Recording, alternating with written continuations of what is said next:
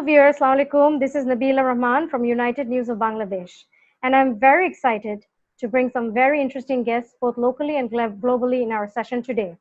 We are planning on discussing some very interesting and collaborative initiative that a team of individuals spanning from Bangladesh to USA, from Harvard, Jahangirnagar University, University of Dhaka, in collaboration with Bangladesh Center for the Study of Genocide and Justice, Liberation War Museum, with museum designers, social activists have been working on over the last 6 months to raise awareness about the Rohingya genocide and refugee crisis through the Thread exhibit. So we're going to talk with the organizers and volunteers of the Thread exhibit, which is a project that combines artwork and technology. Since it's in an online platform to bring light to the voices of the Rohingya people. So today we have with us our special guests from USA, Rachel Chuang, Andrew Armstrong, and from Bangladesh we have Naureen Rahim, Arnaf Tahmid Ornob, and Tabassum Islam Tamanna. And I would ask them to introduce themselves so that we can start our session. I recently graduated from the Harvard Graduate School of Education with a master's in international education policy. And right now I'm working in an ed tech company, so really supporting countries as they are rolling out their COVID response plans. Great. And right now I'm based in DC. Okay, great. Nice to see you all. So like Rachel said, I'm also studying at the Harvard Graduate School of Education. We're in the same program, International Education Policy. And prior to coming to Harvard, I worked in education in southern Thailand as a second language instructor. And now I work at the Interagency Network for Education in Emergencies, as well as with a fellow colleague, I'm working on a venture to support teachers in emergency contexts as well. My name is Tabassum Islam Tamanna, and I'm a final year law student, and I'm studying at Bangladesh University of Professionals. I'm also a volunteer at Liberation War Museum and also a junior research fellow at the museum as well. So thank you. My name is Ornub, and I'm an undergrad at the Department of Government and Politics in Jahangirnagar University. My name is Naureen, and I am currently teaching at the Independent University of Bangladesh as an adjunct faculty. And apart from that, I am working as a coordinator to the Center for the Study of Genocide and Justice in Liberation War Museum. Thank you. The first question for anybody, Rachel, I think you're the team lead. If you can, please share a little bit about the Thread exhibit, the inspiration and purpose, and how did you come up with this initiative or idea? Yes, so since there's a number of us on the interview, I'll also help direct the questions. And for the first part, I can speak about Thread. So it is an online museum exhibit that combines artwork and technology to bring light to the voices of the Rohingya. As you'll see on the website, it revolves around several pieces of artwork created by Rohingya living in Cox's Bazar. And our objective for the website is really to build an international community that can support the Rohingya in their journey to achieving justice. And so I think this project comes with a lot of humility in knowing that we are not Rohingya. And for Andrew and myself, we grew up in a Western context, but we are hoping to really come alongside them as partners in this work. And then in terms of how we came around the initiative, I can go ahead and turn it over to Naureen to talk a bit about the Liberation Museum, because they are one of our big partners in this. And then after that, I'll turn it over to Andrew to talk more about our class at Harvard and how that fits into Thread. Okay, Naureen, over to you. The Liberation War Museum is basically a private museum which started its journey in 1996. Apart from showing the exhibits in separate galleries in the museum, which are specifically related to the glorious liberation war of Bangladesh against Pakistan back in 1971, the museum has also initiated different projects from time to time. And this include the oral history project and also the outreach program for school-going students. And usually the museum is promoting the genocide prevention and on to this idea, in 2014, the museum established its Center for the Study of Genocide and Justice, where we actually engage the young students of Bangladesh and also from abroad.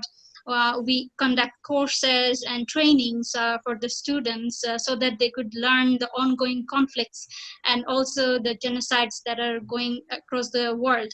So in this regard, actually, we also initiated some research projects back in August 2017, when a huge number of Rohingyas were being persecuted and coming across to the border of Bangladesh. Then the center itself decided that we should initiate a research project through which we could document the mass atrocities which were committed against the Rohingyas in Myanmar, and also collecting the testimonies of the survivors who came into the border of Bangladesh, and also let the world know what is exactly happening on the other side of the border. So this is how actually the museum and the center are still involved in this process and are connected with the Rohingya communities who are currently living in the makeshift camps of Cox's Bazar. So yeah, this is all about the work of the Liberation War Museum and its center. So what led you to take up the project to specifically focus on the Rohingyas? Museum usually arranges international conferences on genocide and justice. So last year in November, when we arranged the 6th International Conference, then we met one of our panelists, Professor John Hubble-Weiss, and he actually suggested us to engage in a very fruitful manner so that the world at large could see what is happening and what we are already documenting. So in this regard, basically, and also in 6th International Conference, we had a exhibition on quilt. It's a joint venture, basically. It's between the Liberation War Museum and Asia Justice and Rights. So we arranged a book launch and also a 5-day exhibition in the Liberation War Museum premises, where we showed the quilt project, which is basically a project engaged with the Rohingya women who are currently staying in the makeshift camps. So through sewing in a piece of cloth, they tried to express their own narratives, their hopes and sorrows, both good and bad, and what they have struggled so far. So once we have engaged these women through this quilt, a big, large quilt, through all this piece of clothes we are transformed as a very, very big quilt. So once we launched this exhibition, it got very good appreciation from all the panelists and organizers. So then Professor John Hubble actually suggested that why don't we do something more on this? And then through him, we got connected to Ratel. And this is how actually we thought that we should dive into this different type of project, which is also for the same cause. So then she shared this idea with us, and we just suddenly we decided that we should get into this project. So yeah, this is how the museum got collaborated with this project. Great. How are you sourcing the artwork craft of the Rohingya scene in the website? For the artwork itself, it is kindly provided by IUCN, or International Union for Conservation of Nature, Bangladesh. And it was developed previously as part of a biodiversity conflict mitigation project through a UNHCR and IUCN partnership. And so on the landing page of the website, you'll see some arts and crafts created by Rohingya living in Cox's Bazar. And then on a separate page, there's also a page called The Elephant in the Room, which reflects IUCN's work to raise awareness about an elephant habitat that's near one of the camps in Cox's Bazar. And the artist, he made a giant elephant structure, which we show pictures of on the website. And he also writes a very interesting reflection on the struggles of the stateless, both from the perspective of the elephants and also from the perspective of the Rohingya. So I thought that was really interesting and wanted to showcase it on the website. Great. And to Andrew now, regarding the website content and the exhibit that's happening, online, the platform. Can you tell us a little bit more about that, how the whole thing is coming together? Sure. So as part of, as Rachel said, the content was developed kind of parallel to a course that we took at Harvard, Education and Armed Conflict, with Sarah Dryden Peterson, who does quite a bit of work with refugee communities across the globe. And the main effort of this project is to craft a narrative around the educational experience of someone who's grown up in conflict or displacement settings. Mm-hmm. And part of this project is an education analysis, a conflict analysis. So really taking an in-depth look at the political, educational sides of a conflict and how it's affected that person. So that's where a lot of the content for this website is developed. And then originally we intended to interview someone in Cox's Bazar. We had a partner who was running his own informal learning center there, but obviously due to COVID and kind of the restrictions that have now been put in place, we had to pivot and ended up interviewing a really knowledgeable person who works really closely with the Rohingya in Malaysia. So based on that, we were sort of able to identify this theme of the Rohingya as a global diaspora that exists in pockets, not only in Southeast Asia and South Asia, but across the globe, and really identifying that while a lot of the international focus is rightly so on Cox's Bazar, there's also pockets of Rohingya that exist all over the globe. And so we've kind of crafted this narrative to try to elevate the voices of Rohingya, not just in Cox's Bazar, but all over the world as well. Very good. So the next question is for Arnob and Tabassum.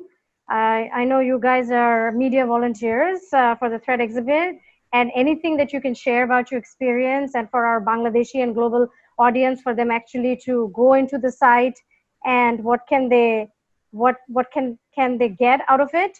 If you can share your experience and your thought process on the Thread exhibit for the Bangladeshi and global audience viewers, so we can get them more on board. So we have received almost 1,000 page views as of last week from users all around the world, which includes Bangladesh, US, China, India, Thailand, Germany, United Kingdom, and so on and so forth. And we hope to continue publicizing the exhibit, especially to empower the youth to be more involved in the cause and to build momentum and reach more people. We are working globally as a team. For example, on the US side, we plan to publish an op-ed in a major newspaper to publicize across the networks and also at the universities.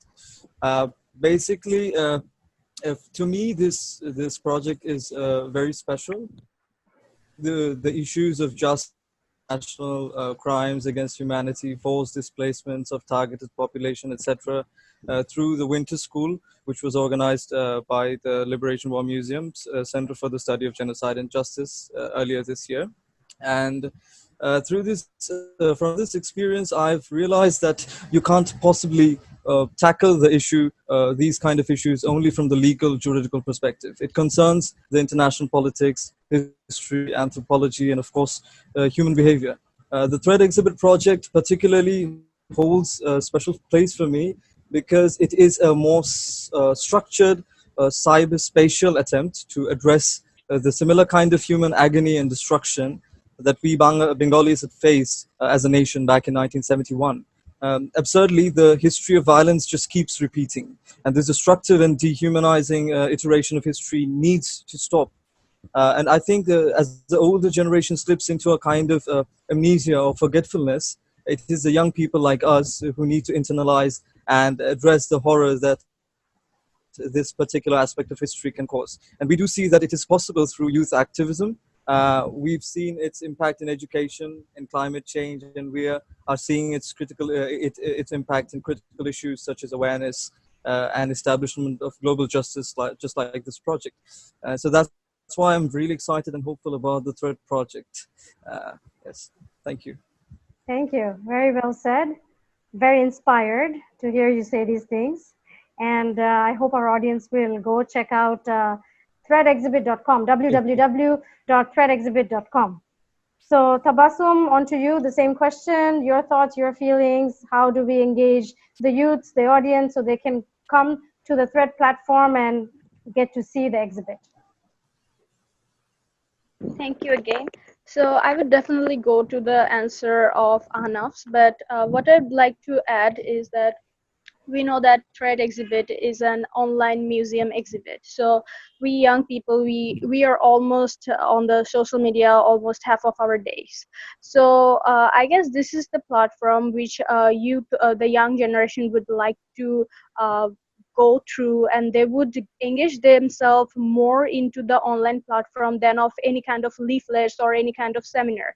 And we are also, you know, in Bangladesh, we have 8 university students who are working as online media volunteers. So they are spreading the news in their own ways. So say, for example, in my case, I made this artwork by myself, and then I made this poster, and then I shared my artwork with my own words, saying that, okay, this is the background behind this Thread exhibit, and you can also share your artworks or any form of arts. It could be any audio files or any kind of photography or any kind of thing. So we are basically calling all the people so that they can actually visit the website to go through more that what is actually this thing about, and they can get that clear idea, and definitely they would invest in they would invest their thoughts in our Thread exhibit project. So this is my idea of this.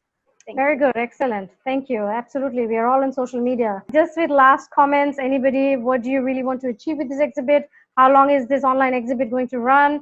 Any last comments before we end this show?